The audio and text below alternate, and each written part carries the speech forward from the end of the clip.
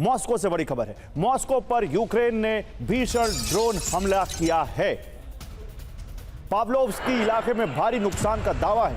रूसी air defence मिसाइलों से नुकसान हुआ है।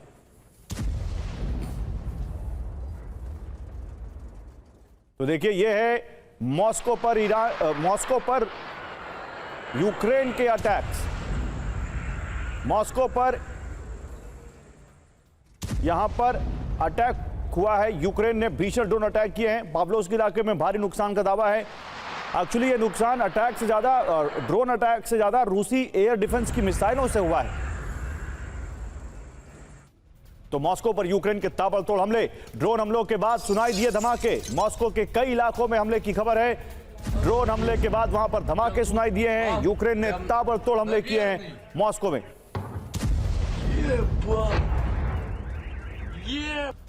और यूक्रेनी हमलों के बीच मॉस्को में हाई अलर्ट है। मॉस्को के चारों बड़े हवाई अड्डे बंद किए गए। मॉस्को और आसपास के इलाकों में कई धमाके सुने गए। यूक्रेनी हमलों के बीच मॉस्को में हाई अलर्ट। मॉस्को के चारों बड़े हवाई अड्डे बंद।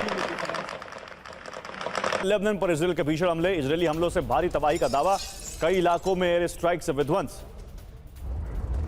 तो लेबनान पर इजराइल के भीषण हमले, इजरायली हमलों से भारी तबाही का दावा है। कई इलाकों में एयर स्ट्राइक से विध्वंस वहां पर हो गया। देखिए, बलोचिस्तान से अगली खबर है। बलोचिस्तान में पाकिस्तानी सेना पर घातक हमला किया गया है। हमले में 26 पाकिस्तानी सैनिकों की मौत की खबर है।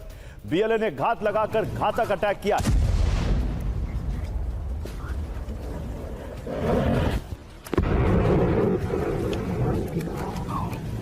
तो बीएलए पाकिस्तान के सेना पर एक और अटैक करता हुआ, देखिए, ये बीएलए नाम का संगठन है जिसने बलोचिस्तान की आजादी का वहां पर हुंकार छेड़ी हुई है। और बलूचिस्तान की आज़ादी के लिए लगातार वो पाकिस्तान की सेना को निशाना बना रहे हैं। पाकिस्तान की सेना के काफिले पर कैसे हमला किया वो आप देखिए।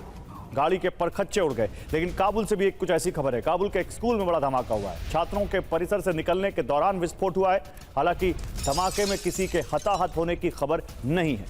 तो काबुल के एक स्कूल में भी बड़ा धमाका। छात्र जब वहां से निकल रहे थे स्कूल से तभी धमाका हुआ। लेकिन फिलहाल अच्छी बात यह कि किसी के हताहत होने की खबर नहीं है।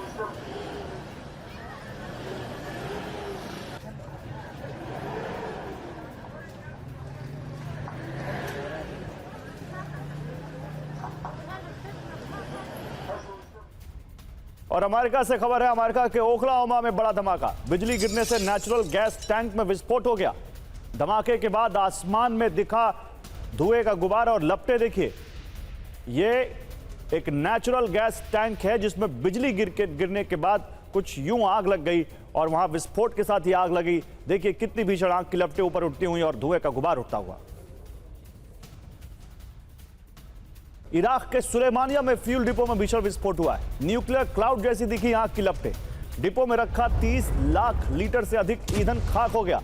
हादसे में 20 लोग झुलस गए और 38 टैंकर पूरी तरह तबाह हो गए। और धमाकों से दहला उतरी इराक का कुर्द इलाका। इराक के तंजारों में देर रात फ्यूल डिपो में विस्फोट हुआ। 34 पेट्रोल और 4 गैस ऑयल टैंकर जलकर खाक हो गए। इरबिल में विस्फोट के बाद इमरजेंसी का ऐलान कर दिया गया। विस्फोट के बाद आसपास के इलाके को खाली कराया गया। और उत्तरी इराक के सुलेमानिया में ईरानी ड्रोन हमला। टारगेट पर कुर्दिस्तान फ्रीडम पार्टी का मुख्यालय। ईरानी सेना पर हमले को अंजाम देने का आरोप। ड्रोन स्ट्राइक के बाद सैन्य बेस में लगी आग। हमले के बाद पूरे इलाके में हाई अलर्ट जारी।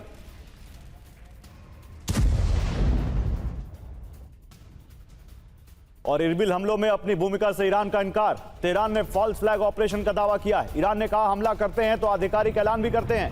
हमने ना कोई ऐलान किया ना कोई हमला किया। इराकी शहर इरबिल में 2 विस्फोटक ड्रोन से हमले का आरोप। टारगेट पर कुर्दिस्तान सरकार के नेतृत्व से जुड़े ठिकाने। और ट्रंप को न्यूक्लियर हमले करने की सलाह दी गई है। ये देखिए, ये बहुत बड़ी खबर है। ट्रंप को न्यूक्लियर हमला करने की सलाह। ईरान पर वर्ल्ड वॉर 2 जैसे हमले की सलाह दी गई है। अमेरिका के मशहूर टीवी एंकर मार्क लेविन का विवादित बयान। ट्रंप को नागासाकी और हिरोशिमा का उदाहरण दिया मार्क लेविन ने। जापान की तरह ईरान भी बिना दबाव नहीं झुकेगा, यह कह रहे हैं मार्क लेविन। तो क्या अमेरिका का एक वर्ग यह कह रहा है कि ट्रंप को ईरान को जापान बना देना चाहिए?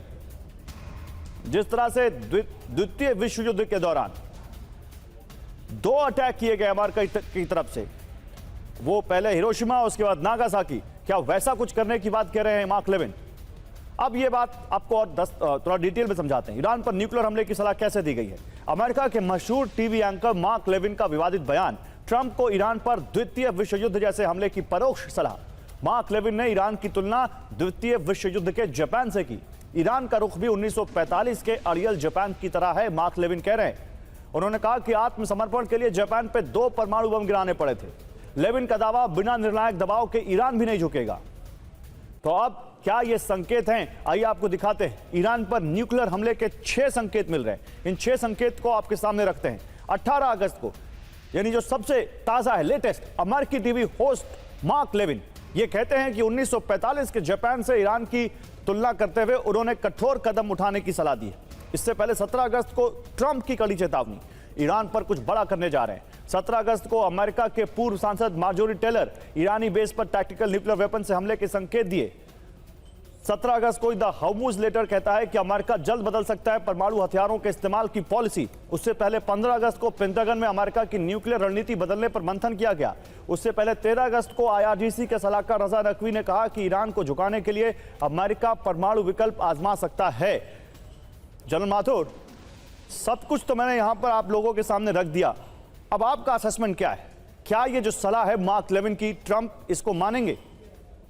गौरव, देखिए, सबसे पहले तो एक बात बिल्कुल साफ तौर पर बता देना चाहता हूं कि जब 1945 में अमेरिका ने जापान के हिरोशिमा और नागासाकी पर परमाणु हथियार का प्रयोग किया था, तो उनके अलावा किसी और के पास परमाणु हथियार नहीं था।